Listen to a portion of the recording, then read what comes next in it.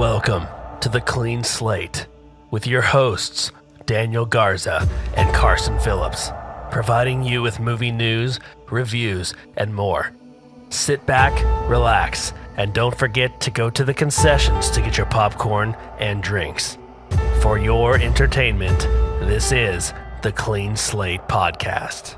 Welcome back to the Clean Slate Podcast. I'm your host, Carson Phillips, here with Daniel Garza. And yeah, we're jumping into some bigger movies that have come out this year, some popular-ish jams, so to speak. We've already discussed Friendship last month on accident, and so this month we're gonna have to add some extra movies.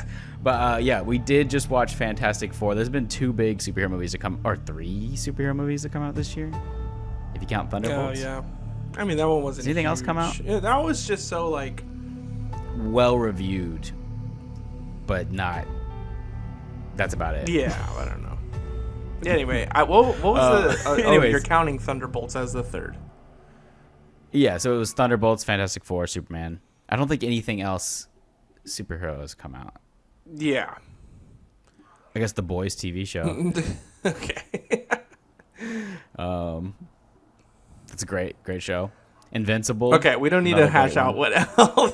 I think the shows are better these days, actually. The know. non-Marvel DC shows. Peacemaker season 2. I know. Baby. I actually might start watching Peacemaker now. I really like that movie. Anyway, guys, so we watched the Fantastic Four. What was our second movie of September? Or did we just do one?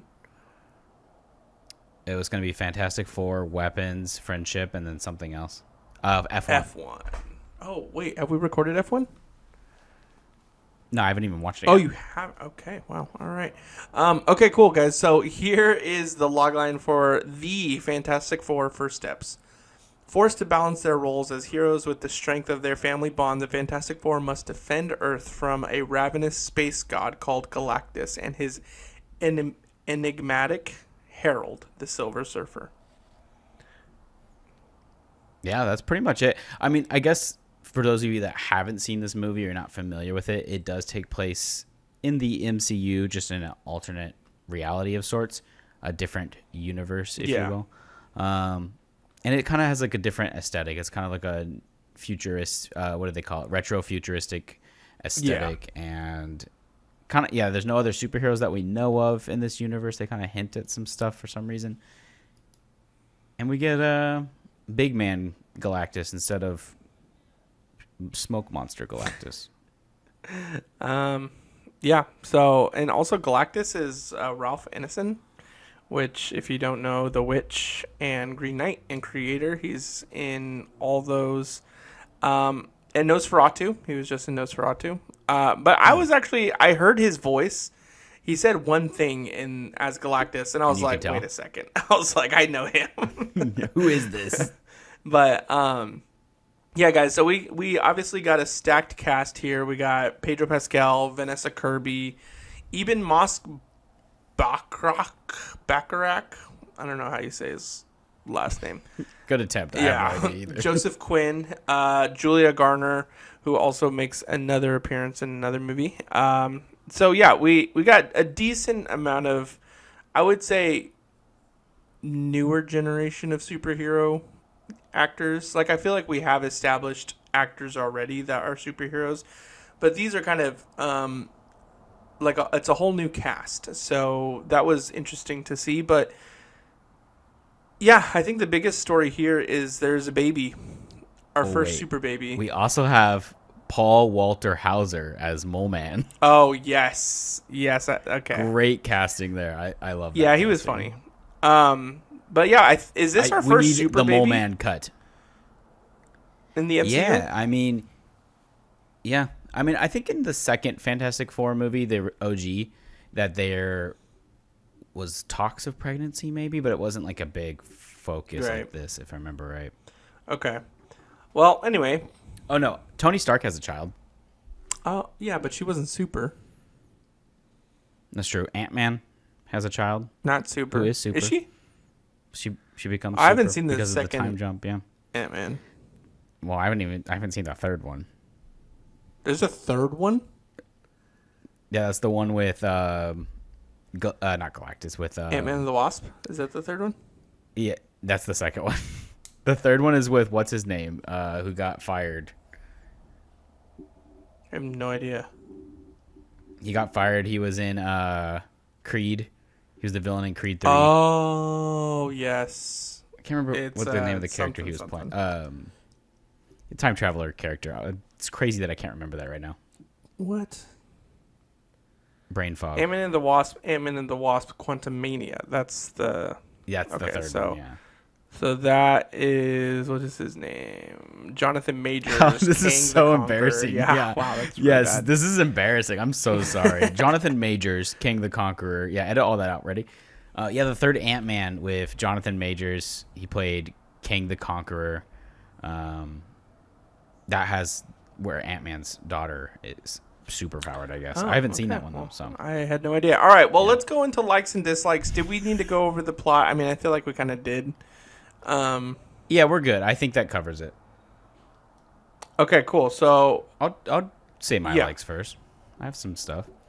Yeah, for me, I already kind of hinted at this, but I love the aesthetic of this film. I think retro futurism is probably the coolest, because it's like mid-century modern, but they have flying cars, and it reminds me almost of something you'd see in like Batman Beyond or like the animated shows like this, or if you've been to Disneyland, Tomorrowland kind of has this aesthetic where it's like retro but futuristic, and so I just liked seeing that, which will bring in a dislike later on. And yeah, I think also the casting overall, I liked some of the casting choices. I think they do a decent job. I do feel like this version of the Fantastic Four does feel like a family, though. So the dynamics are pretty good. Like, they seem to get along really well. I love watching the interviews for this. I think the press is almost better than the movie for Fantastic Four. And I just like that this felt more comic booky to a certain extent. It didn't feel as MCU heavy, where it's like doom and gloom and less comic book vibes. This felt like fun Jack Kirby kind of vibes. And there's some cool references to Kirby and his work with the Fantastic Four in this. They have like streets named after him. You literally see him like in a little room making comics.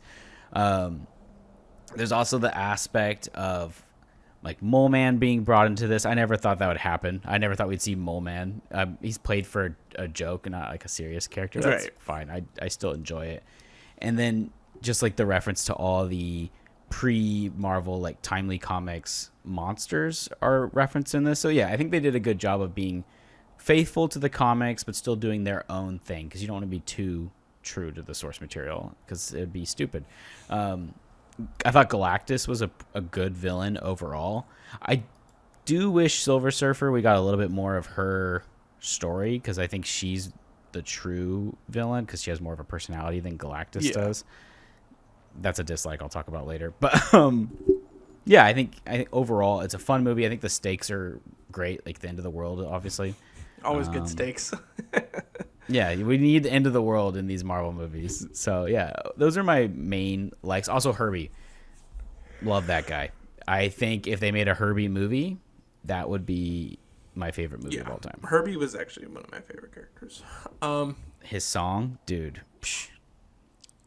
Okay, so some of my likes, is that all of yours? Flying car. That's my last one. Some of my likes is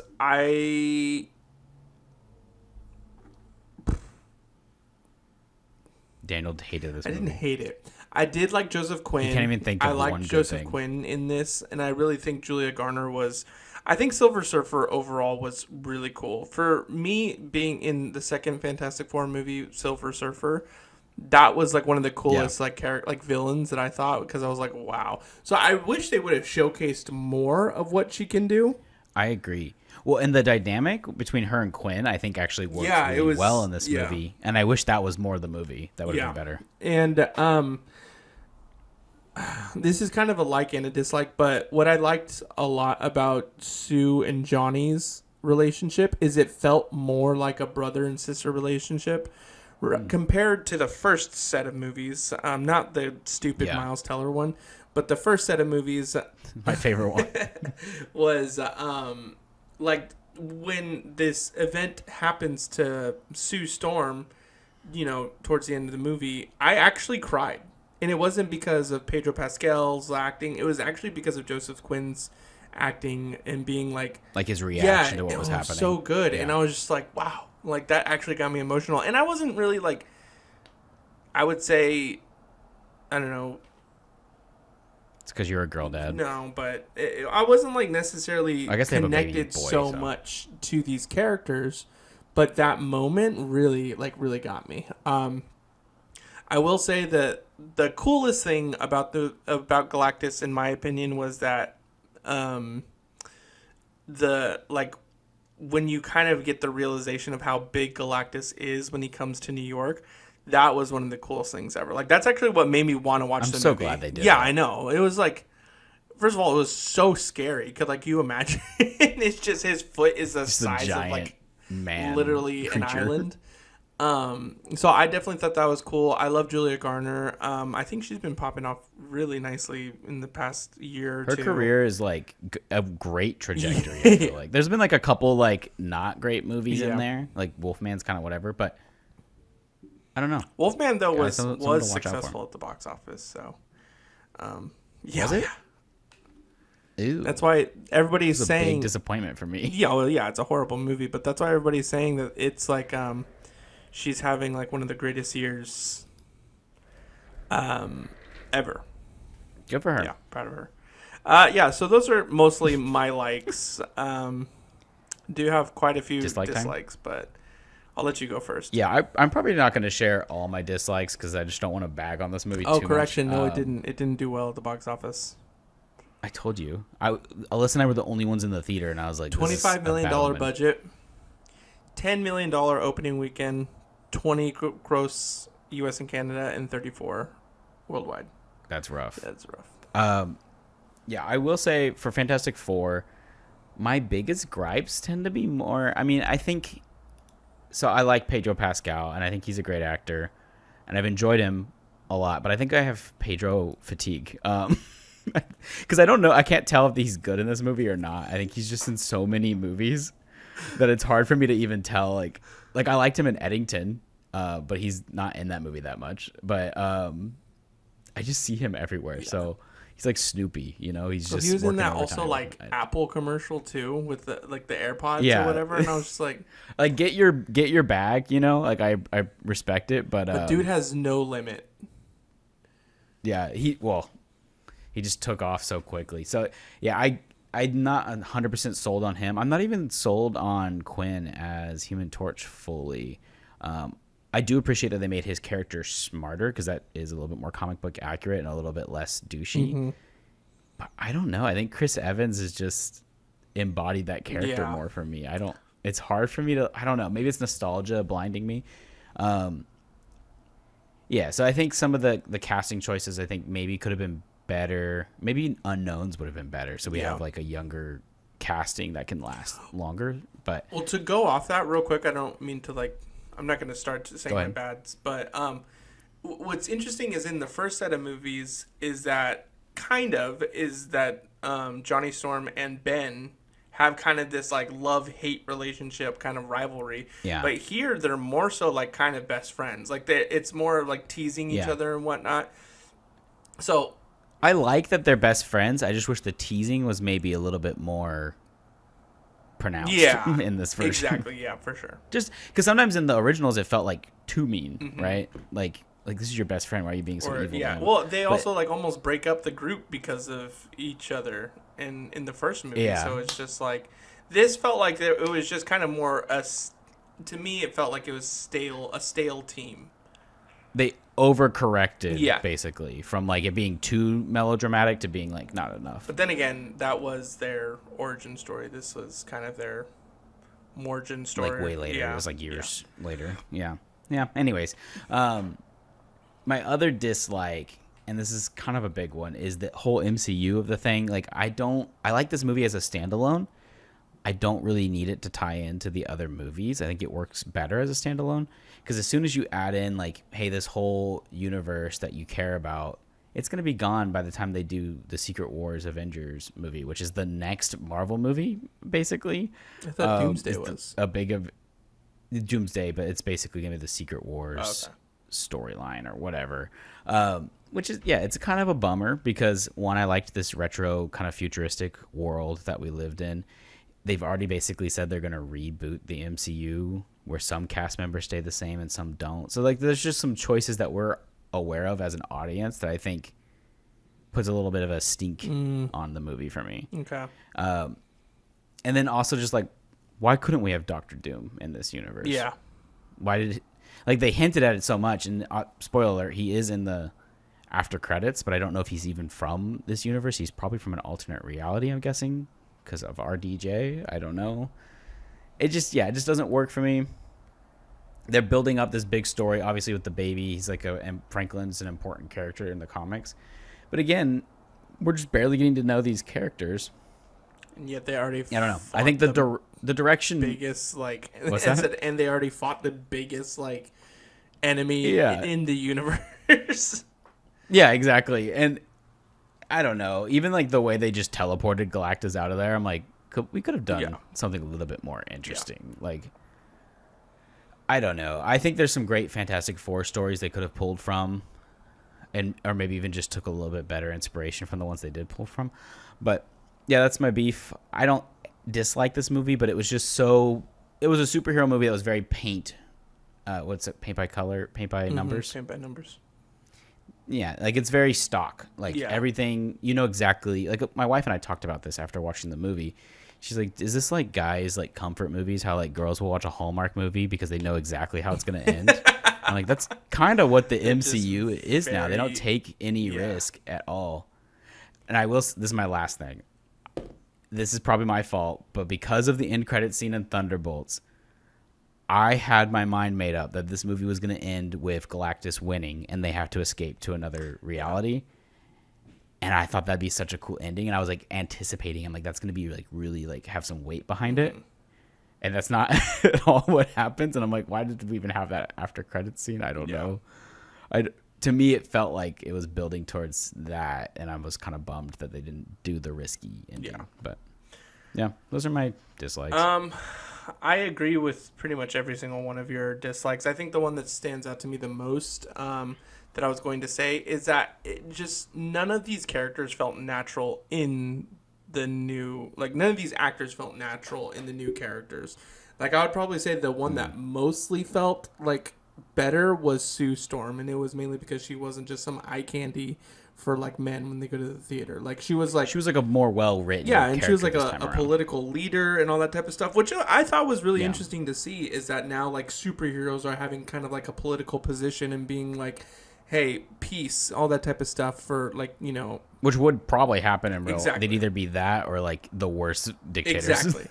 I think that a lot of it too for me though is when you're talking about Pedro Pascal, some of these like I mean, I'm sure you've seen it, is the internet's zaddy. The anxiety that he has to where he's so touchy-feely with everybody. It just feels weird and icky for me to watch. And I'm not saying he has ill intentions or whatever, but it's just weird. Like, I've never had, like... That has nothing to do with the movie, though. No, I know. Well, hold on. Hear me out. I've never had an anxiety thing where I just needed to grope somebody before. And so now every time, wow, okay, clip that. Every time I see him acting and touching Sue and all that type of stuff, I was just like, this is so weird. If you watch though, a lot of it's pretty mutual. No, sure it is, but it's not mutual. It's with other actors, it's not mutual, and he's still doing that with. So it's weird to me. So Pedro Pascal is kind of weird now to me. He feels like some like pick me daddy type actor that I don't know if I want him anymore. Like I liked him in Materialist. You're gonna get some hate for this. That's fine. You're gonna get some hate, dude. If I'm not freaking on my knees sucking this man's bleep, then I don't care. Like if the rest of the world wants to do that, that's fine. I'm not gonna like jump on that bandwagon. One thing I will say that I didn't like is that they didn't use Mr. Fantastic's stretch as much as I would have anticipated. It was like that was kind of weird. One of the most underwhelming like superpowers not used. Same thing kind of with Ben a little bit. In terms of like using the clobbering time, like I never knew the weight of how strong he was until like the very, very end of the movie, and I wish they would have shown more of that. Because I mean, with Hulk, they like freaking glaze Hulk with how much they show like how strong he is and whatnot. I wanted to see the thing. Well, and do those some two crazy characters things. fight in the comics at some Yeah. point, right? So So he's got to be as I'm strong. not convinced he could fight the Hulk. I also could just not get over the fact that, like, I don't know if it's a unibrow, but Ben, like, his weird brim of rock that he has right on the face. I like it. it. Was just weird. Comic accurate. I dude. liked the beard at the end. The beard kind of, like, evened out the rock beard? face. But this to where his face So just looked like a stupid. mushroom, I was just like, it wasn't it. So, I don't know. Comic accurate, dude. That's fine. It just looks stupid. And I think, kind of to your point, if we do everything comic accurate, then it's going to look stupid. And I think can be this rough, looks yeah. stupid. Also, the CGI in this is pretty mid to me. There's nothing amazing. That's like every superhero movie now. I feel like like they just use so much CGI. like was Thanos our last good CGI type character? Because it's mostly not. Even that wasn't. I know. It wasn't even that much. So I wish we could figure out other things. Side note, I did see they're bringing back practical web swinging for the next Spider-Man movie. Dude, Spider-Man's kind of That's our cool. last hope in good movies right now at this point. Like, His last movie wasn't even good. no, the middle take. one was not good. The third one was pretty good. I like the third one. Actually, it's almost like none of the Tom Holland ones are actually that good. It's not true. You don't think they're good, but they are. He's never in New York. Hundreds of critics would disagree with you, so I don't know. The last movie just was, I don't know, just like nostalgia, and that's it. Yeah, but I Saying. mean, you could make that same argument by making these things comic accurate. You know, like, oh, it's nostalgia to have the flying car, even though it's like the most unnecessary thing ever. Or It's cool. Yeah, so I'm just saying, like, It's never been done. that's fine. Neither has this version of Spider-Man, so it hasn't. Maybe it should. He doesn't deserve all the hate that he gets. I'm just being honest. And I'm a true Spider-Man fan. I actually think the Andrew Garfield ones are the worst ones, and so do. Yeah. Those aren't that great. No, I'm just saying that third most recent one though, pointless movie.